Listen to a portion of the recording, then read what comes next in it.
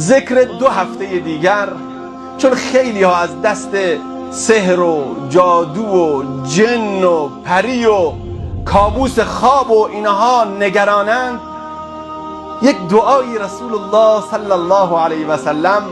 به ما یاد دادن که هر کس این دعا رو 3 مرتبه صبح و 3 مرتبه شب بخواند، هیچ جادویی بر او اثر نخواهد کرد، هیچ جنی بر او مسلط نخواهد شد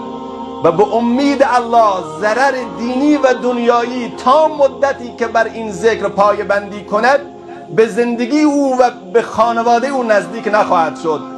دعا این است: